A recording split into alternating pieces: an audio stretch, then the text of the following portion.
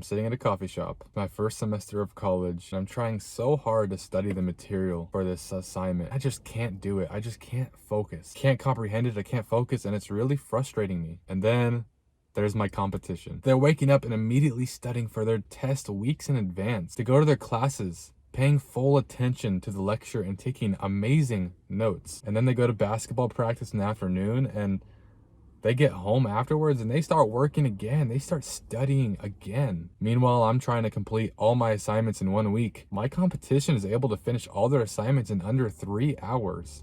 So what is the secret? It's something that you've probably never been told before.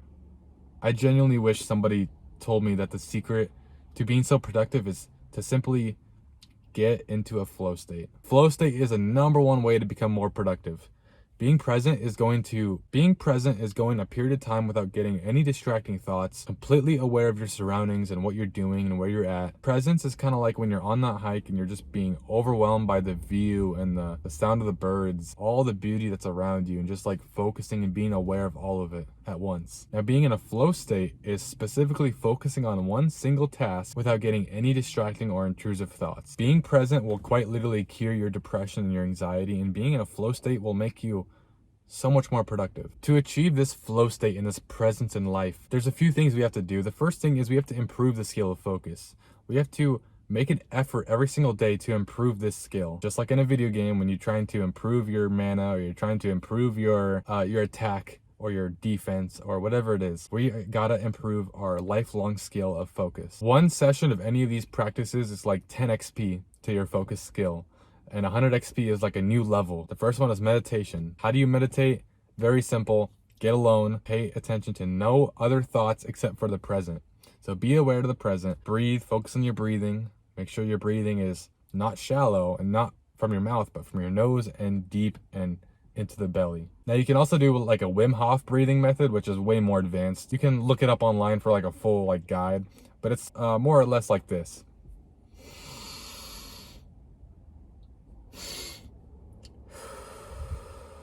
So essentially, you're breathing in as much as you can and breathing in a little more than that. So you're breathing in as much as you can and even a little more above that. And then you let it all out. And it's like 1 rep of the Wim Hof breathwork method.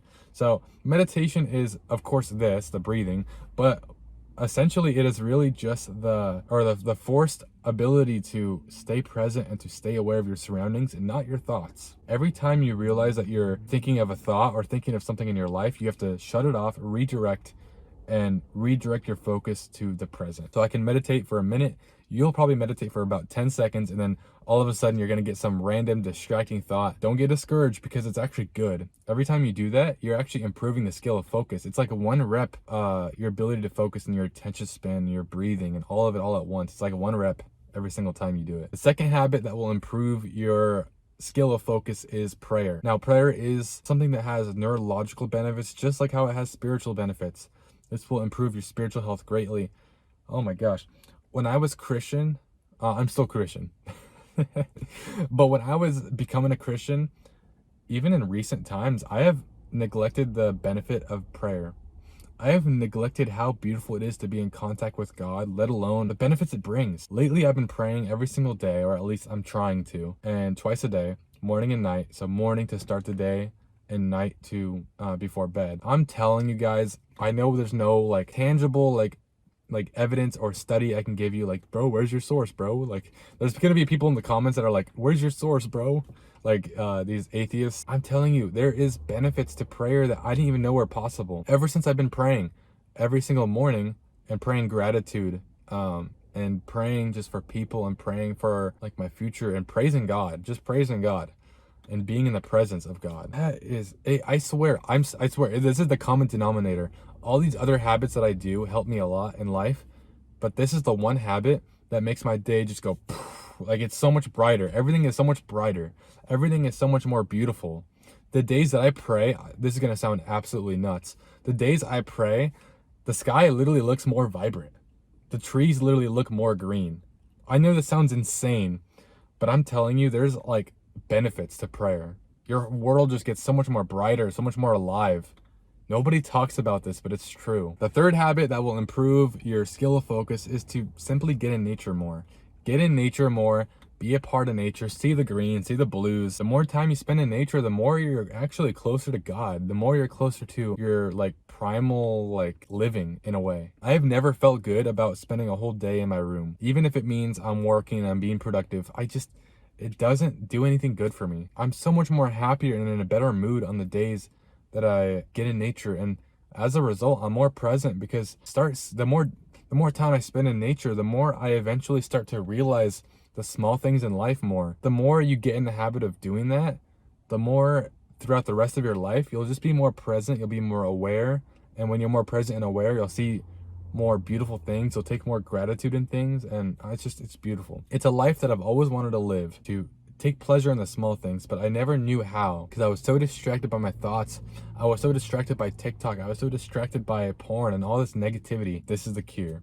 These 3 habits will help you so much with improving your skill of focus. Now, the next thing is that we have to do now that we have those habits is to improve or actually to avoid our flow blockers. Flow blockers are like the things that interrupt flow. So no matter how high your skill is of flow, these things are going to just destroy it. It's things like improving your diet.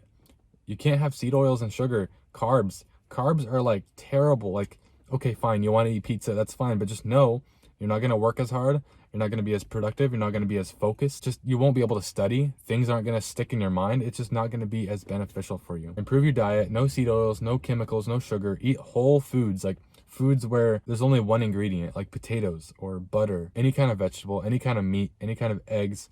These things are going to be whole foods that are just going to be better for you. And then more specifically, don't touch carbs before the times that you want to work. So like I work 7 to 9 a.m. for YouTube. I record, plan, edit, script, do all this stuff. I don't eat before that. Now, the second flow blocker is social media. I'm telling you, you have to delete social media, or at least minimize social media, or just block social media during certain hours of the day. So when you're studying in the morning, no social media. In fact, no social media in the first few hours that you wake up at all. No, nothing. Like, you can have your phone, yes. No social media. No Twitter, no Instagram, no YouTube, no TikTok, no whatever else, Snapchat. None of these things in the morning at all, period.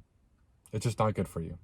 You're kind of a chump if you use social media in the morning. Just get out of the habit, please, for your sake, get out of the habit. Now, the third thing is sleep quality. Now, get 8 hours of sleep, but even that, set aside 9 hours of sleep for your in your schedule. There's gonna be days where you're on your phone. There's gonna be days where your sleep quality just isn't as good as it was, or times where you wake up in the middle of the night, even when you don't realize it. These things are gonna affect your flow state, because if you're sleeping 8 hours and your sleep quality is really bad, then you're really sleeping more like 7 hours, 6.5 hours. So how do you improve your sleep quality? Set more time aside for sleep. No blue light before bed, no caffeine before bed. Try to wind down before you go to sleep. I know it's like cliche, oh, read a book before bed. That stuff really does help. Read scripture before bed, pray before bed. You'll sleep so much better. You'll be so much more like if it almost feels like you don't need as much sleep. As crazy as it sounds, you'll wake up in 7 hours, 8 hours, and you'll be so well rested. You're like ready to spring out of bed to work and be productive and work on your stuff. And you're like energized. Sleep is very important. It's so easy to neglect sleep. And a lot of entrepreneurs and like rich people, they neglected sleep and they're successful. And like, I understand, but you're not them. Like, no offense, but you're not them. So get better sleep. It's gonna benefit you so much. Now, the next flow blocker is not taking a shower before you work. I know this is really random. This is some kind of psychology that it's bro science, honestly. It's personal bro science. Every time I take specifically a cold shower before I work, I'm way more productive. When you take a cold shower, specifically before when you start your day, you are doing what's called eat the frog. Eating the frog is doing the hard task early on in the day. When you do the eat the frog, early on in your day, you're going to be more likely to do hard tasks and demanding tasks throughout your day. So taking a cold shower to start off in the morning will make you want to be more productive. You'll be less likely to skip the workouts in the gym. You'll be less likely to skip recording, skip editing, skip the assignment, skip studying. There's some kind of weird psychology behind it. I don't know what it is. Take a cold shower before you study, before you work. I know it's random, it's weird. It's like, I don't want to take 3-4 showers a day. I'm telling you, if there's a really important bout of work and you have to get these assignments done, if you have to study for this test, take a cold shower beforehand. I swear it's gonna help. Now, the last thing is to avoid flow blockers is to actually journal. Now, journaling is helpful because you're bound to get certain thoughts throughout the day. You're bound to get distracting thoughts, even when your skill of focus is really high. To combat this, you journal. What journaling does is when you journal everything on paper, you're essentially putting all your anxieties and your worries onto paper. Now, a bonus tip is pray over it. Journal and then pray. But journaling puts it on paper and your mind kind of releases it from your, like, the front of your brain, and you stop thinking about it as much. Journaling is a good skill. It takes a few minutes. Just journal until you have absolutely nothing else to write, nothing else on your mind, and then bam, you're done. Now, the next thing is schedule your work times. Make sure your work times are scheduled in your day for your best productivity. If you're a student in college or high school or whatever, studying in the morning, first thing in the morning, and last thing at night is going to help you so much to retain this information. Now, morning is better for hard, like, effort, like, focus, like, things you have to focus on. So if there's something you really need to focus on, just like full attention, morning is best. Nighttime is best for, like, revision. Now, the last thing is environment. So environment is really important because you have to recognize what environment is best for you. Now, it really depends on the person. It really depends on the environment.